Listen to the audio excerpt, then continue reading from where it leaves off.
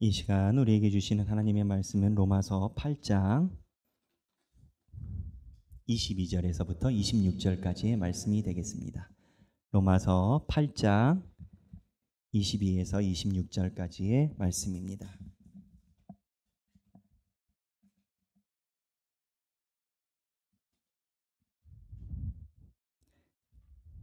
다 함께 말씀을 봉독하시겠습니다. 피조물이 다 이제까지 함께 탄식하며 함께 고통을 겪고 있는 것을 우리가 아느니라. 그뿐 아니라 또한 우리 곧 성령의 처음 익은 열매를 받은 우리까지도 속으로 탄식하여 양자 될 것 곧 우리의 몸의 속량을 기다리느니라.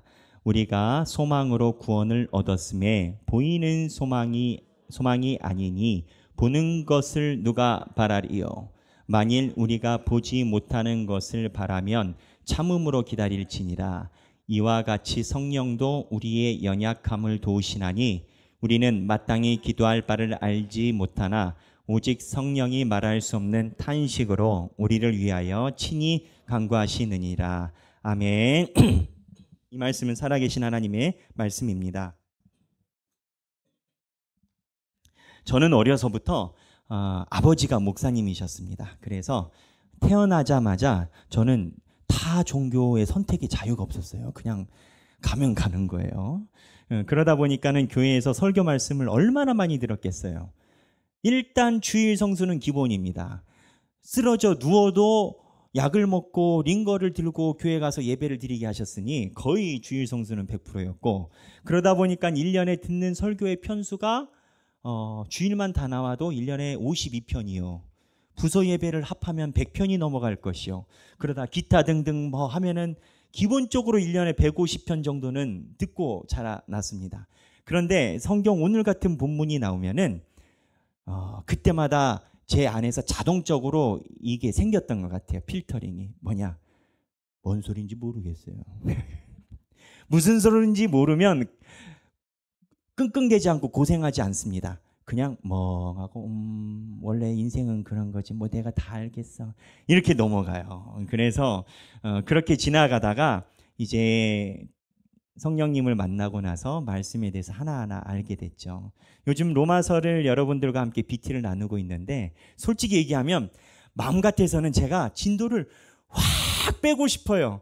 제 성격이 굉장히 차분해 보이잖아요. 근데 이제 사실은 급한 부분이 있거든요. 네, 몇몇 웃으시는 분들이 있는데 굉장히 차분해 보입니다. 근데 성정이 급한데 마음 같아서는 로마서 이거 그냥 한 방에 그냥 한 일주일 안에 다 끝내고 싶은데 이게 어려워요. 어려워서 차곡차곡 하고 있는데 그래서 차곡차곡 하는데도 성도들 만나서 물어보니까 솔직히 어렵대요. 그래서 어렵다 해줘서 고맙다. 그게 솔직한 얘기지. 하지만 어렵지만 제가 가지고 있는 실력 안에서 최대한 이 내용을 설명해 드리려고 노력을 합니다. 그래서 로마서를 진행하면서 오늘 본문을 여러분들과 나누려고 하는데, 저희가 교회를 다니다 보면 궁극적으로 우리 안에 충돌되는 부분이 있어요. 뭐냐면 교회에서는 오늘 기도자가 대표 기도도 그렇게 해주셨지만 하나님의 순수한 신앙을 위해 말씀을 위해 달려나가고 교회에서 이렇게 얘기를 해요.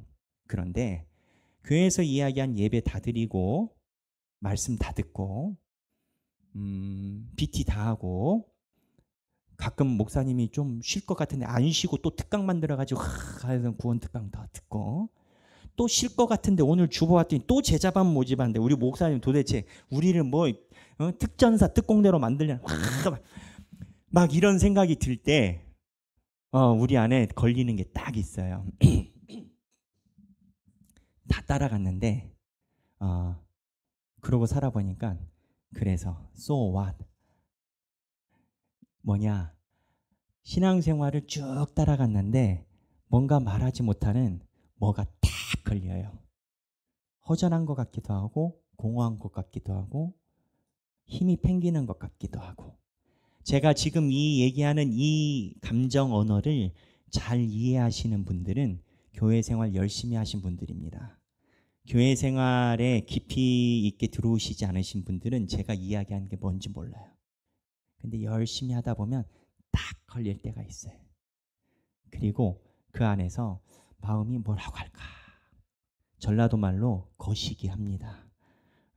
근데 이 부분에서 하나님이 이야기하시는 부분이 있어요. 바울도 이 포인트, 우리가 확 달려갔을 때 so what, 그래서 라는 이 부분에 바울이 집중하고 있는 부분이 있어요. 로마서에. 그거를 오늘 여러분들과 함께 이야기를 나누고자 합니다. 바울이 이 부분에 대해서 이야기한 깊이는 우리가 모르면 깊이를 모르지만 알면 큰 울림이 있어요. 먼저 바울이 이야기한 이 내용을 살펴보려면 바울을 알아야 돼요. 저희가 어렸을 때 윤동주 시인이 쓴 서시, 초등학교 때, 지금은 서시가 나오는지 모르겠는데 제 기억에 초등학교 교과서에 나왔던 것 같아요. 그때 서시가 뭔지 압니까? 뭐 바람에 흔들리는 게, 바람이 뭐야? 뭐 흔들리는. 저는 처음에 시라는 걸 접할 때 어려서부터 그랬던 것 같아요. 참 우리말로 좀 쓰잘데기 없는 일을 많이 하네. 뭘 글을 가지고 이렇게 할까? 그 생각을 많이 했어요. 저는 이성적인 사람이 강하니까. 근데 이런 시나 이런 거를 보면 그 저자의 배경을 알고 시대적 상황을 알고 시를 보면 깨달음이 있지 않겠습니까? 성경도 마찬가지예요. 성경을 쓴 사람들의 상황과 그 사람의 특징에 대해서 알고 성경을 보면 그분이 성경을 하나님의 성령에 의해서 기록할 때 있었던 성령의 역사가 우리한테도 동일하게 임해요. 그래서 바울을 봐야 되는데 바울의 무엇을 봐야 되느냐? 성격을 봐야 됩니다. 바울의 성격이 어떠한가? 라고 연구한 그러한 분야들이 있습니다. 상담 심리학도 바울의 성격을 연구하고 정신과 의사 선생님들도 가끔 바울을 손댑니다. 워낙 세계적으로 유명한 사람이니까. 근데 이분들의 연구가 쌓이다 보니까 연구의 결과가 있어요. 바울의 성격을 분석해서 빗대어 놓은 그러한 연구 결과가 있습니다. 성격을 사람을 비교할 때 저희가 어렸을 때는 MBTI라는 게 유행했습니다. 그때는 MBTI라는 단어가 유행은 아니었어요. MBTI라는 성격 검사가 있었는데 지금 또 MBTI가 아이들에게 유행이더라고요. 나는 I다, 뭐 나는 T다, 뭐 나는 E다, 뭐 그러고 모이더라고요. 근데 이 성격 검사가 MBTI 있고 MBTI가 아닌 다른 각도에서 감성과 영역을 결합해서 하는 검사 중에 하나가 애니어그램이라는 게 있습니다. 들어보신 분은 아시겠지만 이 애니어그램으로 바울의 성격을 연구한 연구가 있습니다. 그 사람들에 의하면, 상담 심리학 쪽에 의하면 애니어그램의 여러 유형의 성격이 나옵니다. 1번 성격, 2번 성격, 3번 성격. 그 중에 바울이 1번 성격이랍니다. 1번 성격은 뭐냐? 1번 성격은 원칙주의자고 애니어그램의 1번 성격이 우리가 이해를 편하게 하려면 별명이 이런 게 있답니다. 노력과 바른 생활의 표본, 솔선수범, 완벽 추구, 어디다 놔도 모범생. 그리고 그 다음이 웃겨요. 이건 제가 쓴 거 아니에요. 시어머니 상. 이 부분에서 이해가 확 오시더라고요, 다들. 시어머니 상, 이게 애니어그램 1번이래요. 그래서 이 애니어그램 1번의 성격을 가지신 분들이 가지고 있는 생활 신조가 있습니다. 완전 무결, 남은 거짓말하지 않는다. 이게 1번이래요. 그러면서 이분들이 가지고 있는, 딱 들었을 때 머리에 찡하고 뇌파가 움직이는, 적극 동의하는 격언들이 뭐냐?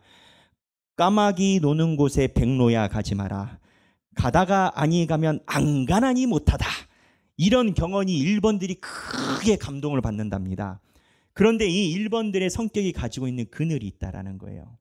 완벽을 추구하다 보니까 자기가 두려워하는 분야가 결함이 드러나는 것을 정말 두려워한답니다.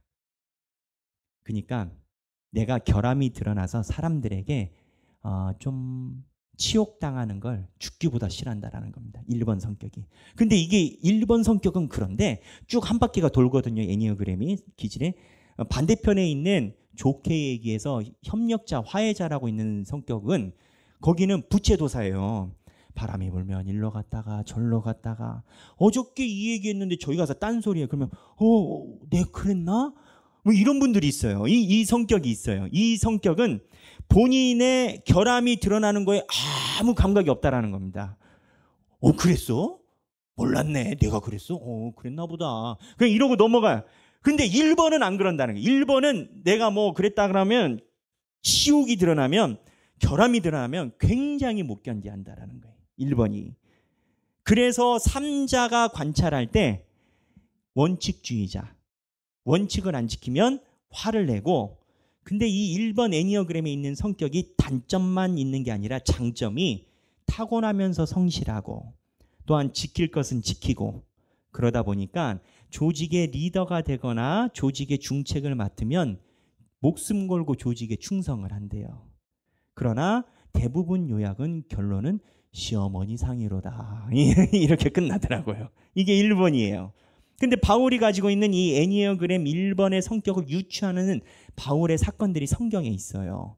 성경에 보면 바울이 사도행전 15장에 보면 마가 요한과의 문제로 바나바와 헤어집니다. 바나바가 누구냐? 바나바는 누구냐? 초대교회가 설립할 때, 우리 사도행전 BT 했잖아요. 사도행전 BT에 보면 초대교회가 설립할 때 아나니아 삽비라의 사건이 일어나게 된 배경, 하나님의 돈을 훔쳤던 아나니아와 삽비라의 사건이 일어나게 된 배경이 바나바 때문이었습니다. 바나바가 초대교회가 설립할 때 재정적으로 어려우니까 큰 돈을 하나님께 헌금을 해버린 거예요. 그 바나바가 초대교회에 굉장한 지분을 갖고 영향력을 가지고 있었습니다. 이 바나바가 사람들에게 많은 위로를 받았고 위로를 주기도 하고 교회의 기여도 크고 어떻게 보면 공로자이죠. 그런데 사람이 성격이 좋고 유해서 초대교회에서 예를 들어 어디에서 사건이 터졌다. 그러면 바나바를 보내곤 했습니다. 진상을 파악하기 위해. 근데 이 바나바가 보통 사람이 아니라 바울이 다메섹 도상에서 예수님을 만나고 은거할 때 바나바가 바울을 찾아옵니다. 그리고 바울을 초대교회 리더 그룹에 등단시킨 게 바나바입니다. 근데 이 바나바를 바울이 2차 전도 여행 때 싸워서 찢어져 버립니다. 왜 찢어졌냐? 바나바랑 바울이 1차 전도 여행 같이 갔거든요. 근데 1차 전도 여행 갈 때 같이 간 사람이 또 하나 있었어요. 누구? 마가 요한. 역시 입을 여시네요. 우리 하길교회. 마가 요한이 있는데 이 마가 요한이 1차 여행 전도하는데 전도여행이 가면서 이제 교회를 세우는 거 아니었어요. 바울이 1차 때 가면서 교회를 다 세우잖아요. 마가 요한이 처음에 으쌰 하고 출발해놓고 중간에 피리릭 집에 가버렸어요. 마가 요한이. 그러니까 전도여행을 하는 바울과 그 팀은 얼마나 힘 빠졌겠습니까? 아예 오지를 말던가 끝까지 가던가. 1번 원칙주의자, 완전 무결, 솔선수범, 완벽 추구하는 바울의 입장에선 도저히 말이 안 되는 거예요. 이 양반은. 마가 요한은. 그 좋다 이거예요. 바울이 갔다 와서 뭐라고 했겠어요? 안 했을 거예요. 뭐라고 하면서 목회 어떻게 하겠어요? 그냥 가만히 있었을 거예요. 근데 문제가 터져요. 이 마가 요한이 2차 전도여행 가는데 선교 보고를 하니까 있어 보였나 보죠? 그럴싸해 보였나 보죠? 2차 전도여행 때 가겠다고 따라붙은 거예요. 그러면 바울 입장에서 어떻게 하겠어요? 자, 바울의 성격이 완벽한 시어머니 상의로다. 뭐라고 하겠어요? 안 돼. 그랬더니 바나바가 데리고 가자. 요 마가 요한 때문에 싸움이 나가지고 바울이랑 헤어진 겁니다. 그런데 다르게 생각해 보면 바울 입장에서 바나바가 자기를 초대교회에 입문할 수 있도록 안내한 안내자예요. 그리고 바나바는 초대교회가 설립할 때 처음에 막대한 헌물을 했기 때문에 초대교회 초석을 이룬 사람이 바나바입니다. 바울이나 되니까 바나바에게 싸움을 걸지 아무도 못 건드릴 사람이었을 거예요. 바울의 성격이 원칙주의자. 까마귀 노는 곳에 백로야 가지 마라. 그렇다네요. 애니어그램 1번이. 그래서 바울이 바나바랑 쪼개집니다. 근데 여기만 바울의 성격이 있는 게 아니에요. 베드로가 교회 수장이잖아요. 베드로는 예수님의 수제자잖아요. 베드로가 언제 자기 수제자 한다고 했어요? 예수님이 수제자라고 얘기를 하고 그렇게 여김 받으니까. 근데 베드로가 환상도 다 봤단 말이에요. 못 먹을 만한 음식도 하나님이 먹으라고 하고. 그래서 베드로가 이방인들도 구원 있는 걸 베드로가 알아요. 환상을 못 봤으면 말을 안 해. 베드로가 환상을 봤거든요. 그러고 나서 이방인들과 교제했거든요. 유대인들은 이방인과 교제한다 안 한다? 안 한다. 왜? 먹는 게 다르고 야만족이라고 생각했으니까. 그런데 하나님이 환상 보고 우리 형제다 해서 밥을 먹고 있는데 유대인들 기독교인들이 온다는 소리를 듣고 베드로가 그 자리를 도망가 버려요. 바울이 그 얘기 듣고 베드로한테 그런 거죠. 야, 거기 앉아있는 이방인 기독교인들은 마음이 얼마나 상하겠냐. 유대인들이 온다고 네가 도망가? 너가 지금 정신이냐 없냐. 환상을 봤어 안 봤어? 하나님의 뜻인 줄 알아 몰라? 하고 베드로를 비오는 날에 먼지나게 야단친 게 딱 한 명 있어요. 그 누구예요? 바울이에요. 초대교회에서 누가 베드로에게 손가락질해? 베드로가 산은 산이요 물인 물이다라면 다 그런 줄 알고 넘어가지. 한 명만 얘기를 해. 그 누구? 바울. 바울의 성격이 애니어그램 1번이라는 거예요. 그리고 이 바울이 애니어그램 1번이 가지고 있는 단점도 고스란히 갖고 있는 걸로 봅니다. 뭐냐? 이 완벽주의를 가지고 있는 성격을 가진 사람들은 자기의 결함을 두려워해. 그래서 로마서 7장에 보면 말씀을 전하는 중에 오라 나는 공고한 사람이로다. 이 사망의 몸에서 누가 나를 건져내랴. 내가 내 안에서 이루지 못하는 그 약함을 바울이 고백해요. 이게 오라 나는 공고한 자로다. 이게 모범생이니까 이 얘기가 나오는 거예요. 아까 얘기했던 부채도사들은 오라 공고가 어디 있어? 내가 그랬나? 이러고 넘어갈. 근데 바울이 애니어그램 1번이라는 거예요. 근데 이 성격을 이야기하는 이유가 있습니다. 이 성격이 애니어그램 모든 것이 다 그렇지만 가지고 있는 성격 형성의 배경이 있어요.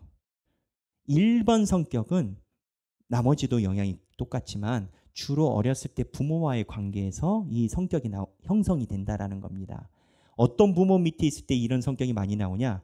둘 중에 하나일 때 그렇다라는 거예요. 어머니, 아버지가 첫째, 굉장히 노세 젊어서 노세, 무개념, 무일푼, 대책 없으므로 부모님이 있는 자녀들이 나는 저렇게 살지 말아야지 이러고 이 성격이 된다는 거예요.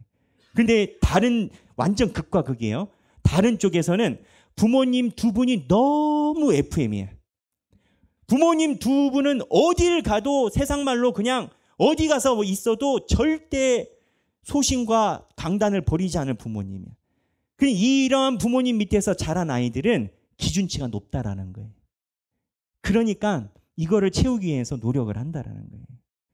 그래서 이 부모님 밑에 있는 사람들 성격이 이런데 바울의 어머니 아버지는 기록은 없었지만 바울의 어머니 아버지가 굉장히 모범적인 삶으로 추론을 해요. 왜?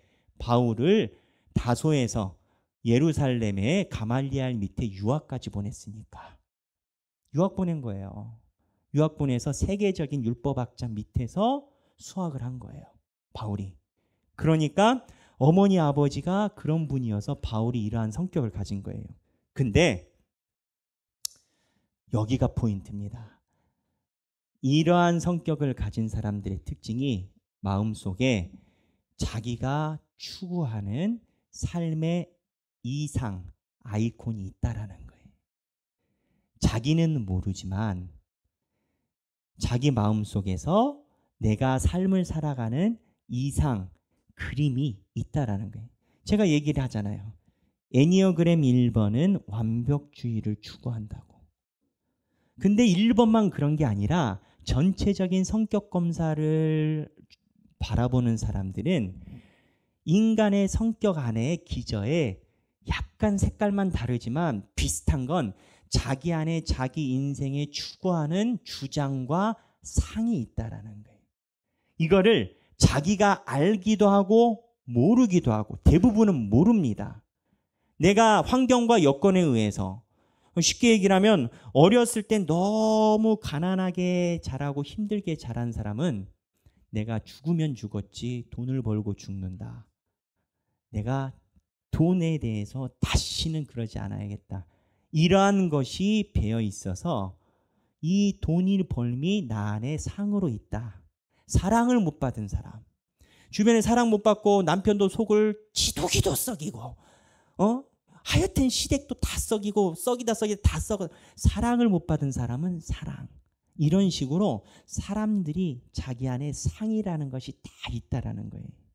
근데 에릭슨이라는 정신분석학자이자 사회발달학자, 굉장히 유명한 분입니다. 이분 94년도에 별세하셨는데, 이분이 연구한 거에 의하면 사람이 그러한 상을 채워감을 가다가 마지막 단계 8단계를 노년기로 얘기를 하는데, 꼭 노년기이지는 않아요.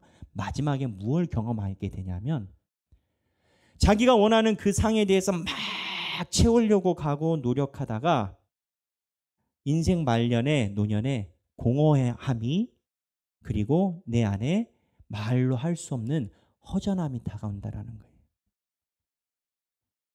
그 에릭슨은 65세 이후로 보는데 나이는 그냥 상징일 뿐, 누구든 내 인생의 최고로 여겼던 것이 인생 노년 마지막에 이게 맞나? 그럼 사람들이 두 가지로 튀긴답니다. 하지만 두 가지로 튀겨도 뿌리는 똑같은 건 거예요. 공허함인 거예요. 뭘로 튀기냐? 내 인생을 정당화시키기 위해서 내가 살아온 대로 사람들을 살게 하려는 거예요. 이게 단순히 내가 고집 부리는 게 아니라 내 살아온 인생이 거기에 녹아져 있는 거예요. 그래가지고 내가 살아온 방식대로 주변에 아들이든 딸이든 친구든 가야 된다, 이렇게 가든지, 또 하나는 하염없이 무너져서 허무하고 우울증과 삶의 의미를 잃어버린다라는 거예요. 근데 에릭슨이라는 학자가 이 얘기를 해요. 에릭슨이 신앙인인데 일반 발달 심리 쪽에서는 이 뒷부분을 얘기를 안 합니다. 종교적인 부분이니까. 에릭슨이 뭐라고 얘기를 하냐면, 사람이 공허함과 고통과 환란 속에서 자기의 상이 의미 없음을 느낄 때, 그때 자기의 상 너머에 있는 무언가를 기대하기 시작한다. 이거를 에릭슨은 faith, 믿음이라고 얘기를 했습니다.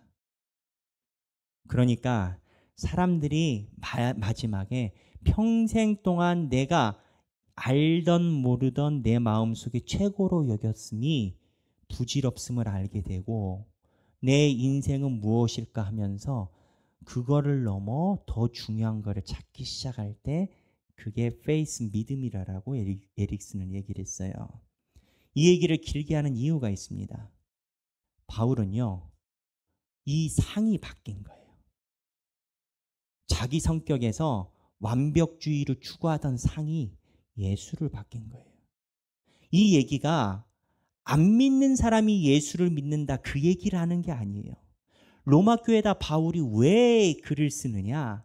로마 교회가 예수를 믿지만 상이 달라. 예수를 중심으로 상이 있어야 되는데 그 상이 아니야. 예수를 믿어도 상이 다를 수가 있어요. 바울이 이야기하는 건 이 상으로 바뀌어야 되는데 너희들이 안 바뀌어 있다는 거예요. 우리가 빚이나 이러한 것들을 왜 지속적으로 하느냐? 사실은 우리 안에 하나님이 내가 모르는 성장기나 또는 소중하게 여겼던 것들을 하나님이 상을 바꿔가시는 과정인 건 거예요.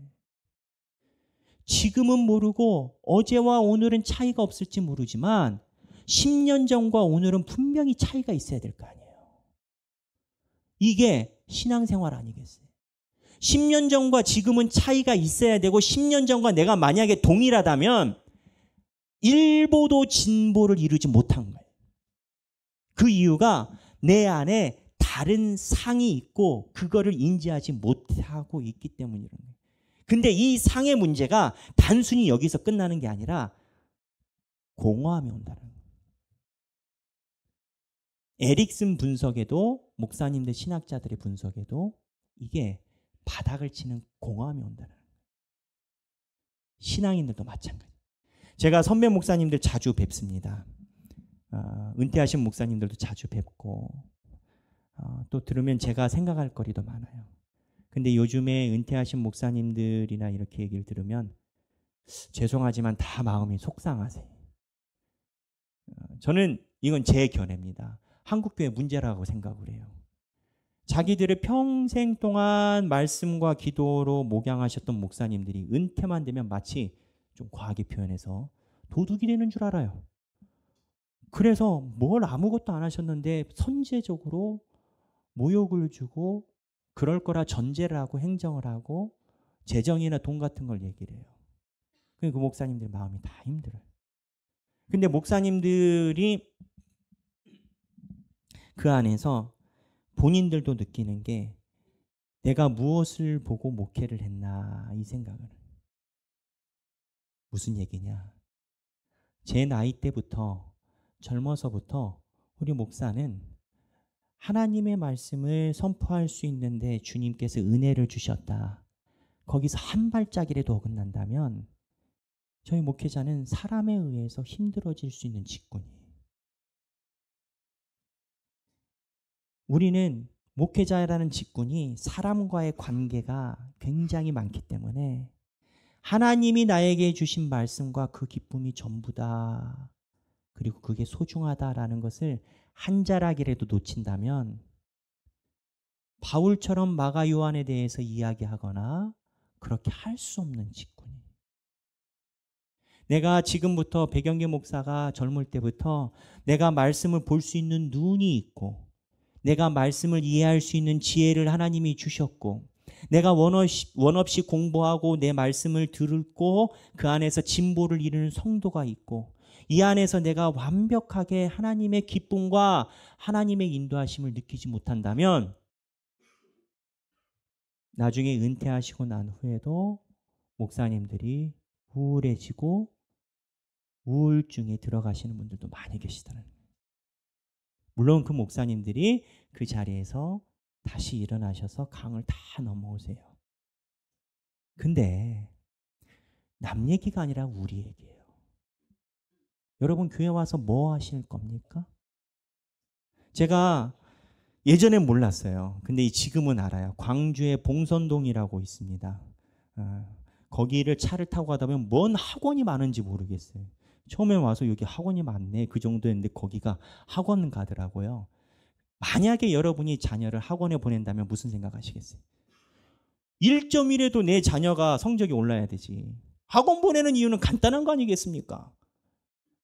교회는 왜 오세요? 신앙의 한 자락이라도 자라나야지. 신앙이 한 자락이라도 아까 얘기했던 내 상에서 하나님의 상으로 바뀌어가야지. 우리가 왜 교회에서 말씀을 보고 말씀을 따라가고 하느냐? 결국은 목적이 간단해요. 내가 마지막에 상이 바뀌어야 된다는 거예요. 근데 이게 여러분 나이가 차간다고 다 되는 게 아닙니다. 제가 우리 교인들 어저께도 이제 하길팸에서 그런 얘기를 들었지만 교인들 간증일 이걸 갖고 계신 교인들이 많이 계세요. 우리 어머니가 마지막 순간에 정말 성경을 보고 하나님의 평안한 심 속에서 하나님께 가셨다. 마지막 순간에 하나님이 원하시는 상에 더욱더 집중하신 분들이 있어요. 그런데 그거 알아야 됩니다. 모든 교인이 다 그렇게 가진 않아요. 어거스틴이 얘기를 했어요. 교회에도 구원이 필요하다고. 예수님이 얘기했어요. 주여 주여 한다고 다 구원받은 자가 아니라라고. 내가 나이를 먹는다고 당연히 그분들처럼 하나님의 말씀과 하나님의 상으로 집중할 거라고 기대해서는 착각이라는 거예요.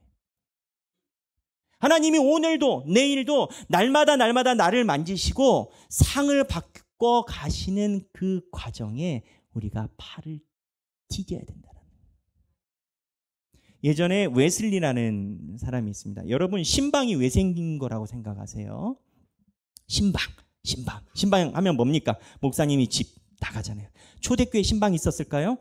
없죠. 그 당시에는 모였다면 잡혀가는데 예수님 반역죄로 잡혀가는 초대교회 신방 없어요. 일주일에 한 번 예배 드리는 것도 목숨 걸고 예배 드리는데 무슨 신방 없어요. 그러면 카톨릭 시대는 여러분 카톨릭 성화 중에 신방을 표현한 카톨릭 성화 보신 적 있습니까? 16세기 이전까지 없었어요. 없었어요. 사제가 카톨릭 신부가 신방 다닌다? 그림 좀 이상하지 않아요? 지금도 사제들 신방 안 다녀요.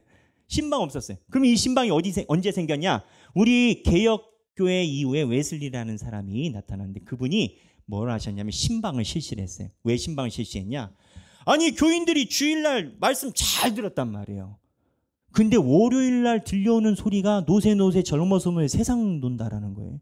그래서 웨슬리가 경고도 없이 말 타고 집의 문을 확 열고 들어갔대. 그러면 막 모여갖고 동네 사람들이랑 부어나 마시러다 오! 목사님! 그럼 웨슬리가 들어가 자, 잔 내려놓고 기도합시다.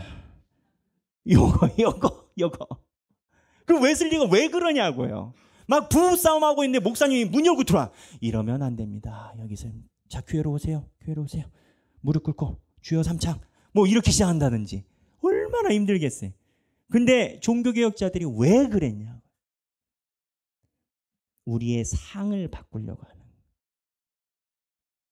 이 내용이 오늘 본문입니다. 오늘 본문에 보면 제가 살펴볼게요. 22절 피조물이 다 이제까지 함께 탄식하며 함께 고통을 겪고 있는 것을 우리가 아느니라. 탄식과 고통. 아까 에릭슨이 이야기했던 자기가 가지고 있는 상에 대한 충돌이 꼭 나타납니다.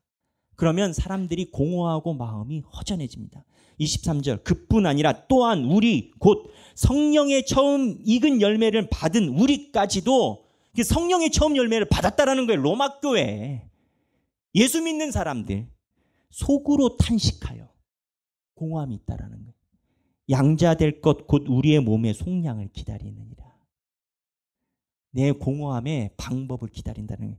24절 우리가 소망으로 구원을 얻었음에 보이는 소망이 아니니 무슨 얘기냐? 이 땅에 있는 내가 가지고 있는 이상, 완벽주의, 뭐 시어머니 상이 됐든 시아버지 상이 됐든 이 땅에 존재하는 상을 가지고 내 인생을 채울 수가 없더라라는 거예요. 그걸 노년에 안다라는 거예요. 아니 보는 것을 누가 바라리요?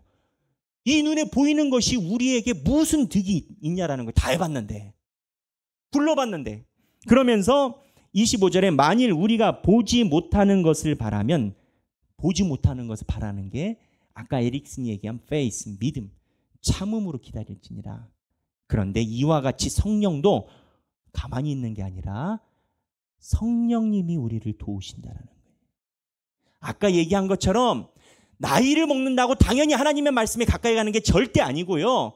젊다라고 멀게 가는 것도 아니에요. 성령님이 사랑하는 사람은 나이에 불문하고 하나님의 탄식이 소망으로 바뀌게 성령도 연약함을 도우시나니 우리는 마땅히 기도할 바를 알지 못하나 오직 성령이 말할 수 없는 탄식으로 우리를 위하여 친히 간구하시는 성령님이 이끌어 가신다는 거예요. 이렇게 보면 공허와 환난과 고통이라는 것의 포인트가 달라집니다. 키에르케고르라는 유명한 철학자이자 신학자는 뭐라고 얘기를 하냐면 환난은 소망을 구해오는 기쁨이라고 한 거예요. 이거를 조금 더 풀어서 얘기를 하면 우리가 삶 중에 공허한 건 예수만이 나의 인생의 상이라는 기쁨을 구해오기 위해 존재한다는 거예요. 이 표현이 재밌는 거예요. 구해온대요. 예수만이 나의 상이라는 상이 없었던 게 아니에요. 지금 로마서에 보면 성령의 첫 열매인데 없었던 게 아니에요. 있어요. 있는데 예수만이 나의 상이라는 것이 살다 보니까는 쓰레기통에 가고 살다 보니까 길가에 던져놓고 예수님만이 나의 상이라는 것이 가끔 내 앞에 왔다가 뒤로 갔다가 던졌는데 어디 갔는지 까먹어버리고 내가 생각하는 상은 언제나 붙잡고 있고 근데 환난과 공허함이 버릴 것이 아니라 내가 던져버렸던 예수 그리스도의 상을 키에르케고르는 구해온대. 구해오는 거예요. 그래서 키에르케고르는 환난과 고난은 하나님이 주신 것이다. 그리고 우리의 소망과 동행하는 것이다라고 얘기를 해요. 여러분 삶 중에서 여러분의 인생은 어떠하십니까? 저도 하나님께서 하나님의 교회를, 하길교회를 섬길 수 있는 기회를 주셔서 제가 던져놓은 상을 많이 구해왔습니다. 우리가 예수를 믿는 이유가 뭡니까? 우리가 교회 와서 예배를 드리는 이유가 뭡니까? 예수님이 나의 상이라라고 고백할 때 내 인생이 성령님에 의해 인도되는 겁니다. 우리가 교회에 모인 이유는 날마다 주께 가까이 주님의 상으로 바뀌고 폭풍 속에도 주님께서 인도하심을 믿고 하나님의 상으로 우리가 채워지기 위해서 이곳에 있는 겁니다. 우리 하길교회 성도들 외에도 모든 사람이 많은 환난과 공고 중에 있습니다. 사람 중에 마음 편한 사람 거의 없습니다. 그런데 그걸로 방향을 잃는 게 아니라 예수님이 나의 유일한 상이란 내가 쓰레기통에 집어넣어놨던 그 소망을 구해오시는 저와 여러분들이 되시길 주님의 이름으로 축원합니다. 이 시간에 함께 찬양하고 싶습니다. 내 평생에 가는 길이라는 찬양입니다.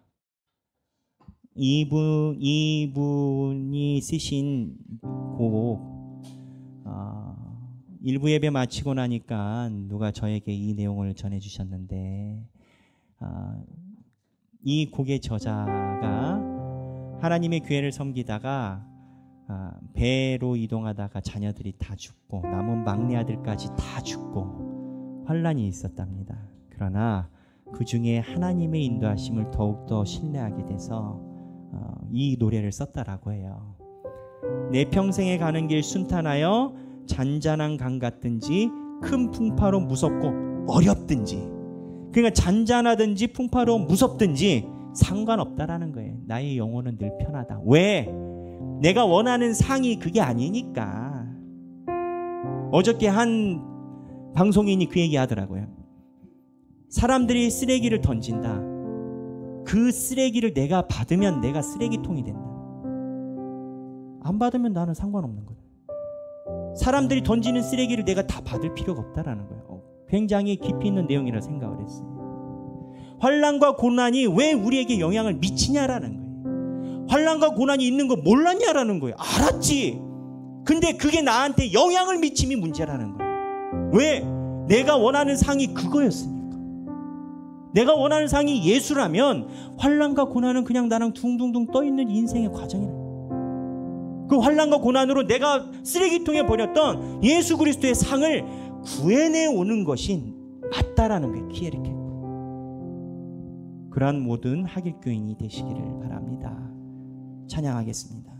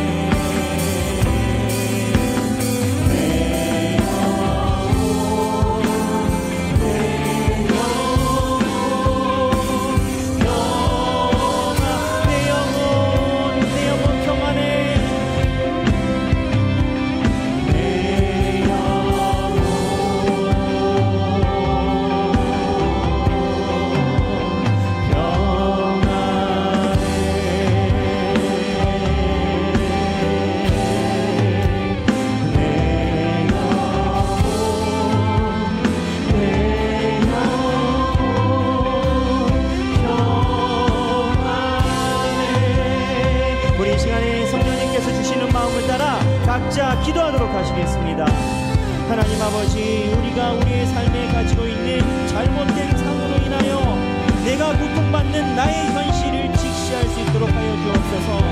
하나님 아버지, 결국 우리가 주님 앞에 나아갈 때, 하나님께서 부르실 때, 하나님의 면전에서 주님께서 말씀하신 그 상으로 살아갈 때 나의 모든 삶이 아버지 안에 평안함을 고백합니다. 하나님 아버지, 우리가 주님 앞에 나아가오니, 아버지여 주님 앞에 나아가오니 우리의 삶이 하나님이 원하시는 상으로 채워지게 하시고, 성령님께서 우리의 삶을 만져주시옵소서.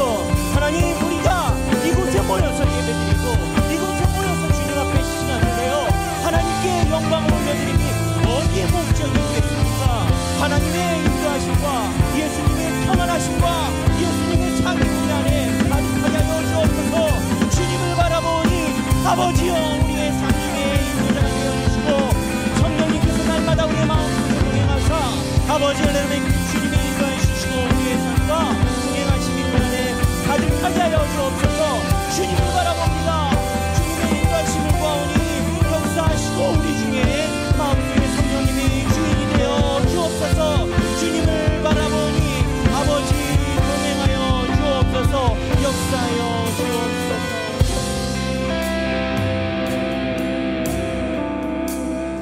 제가 기도하겠습니다. 하나님 아버지,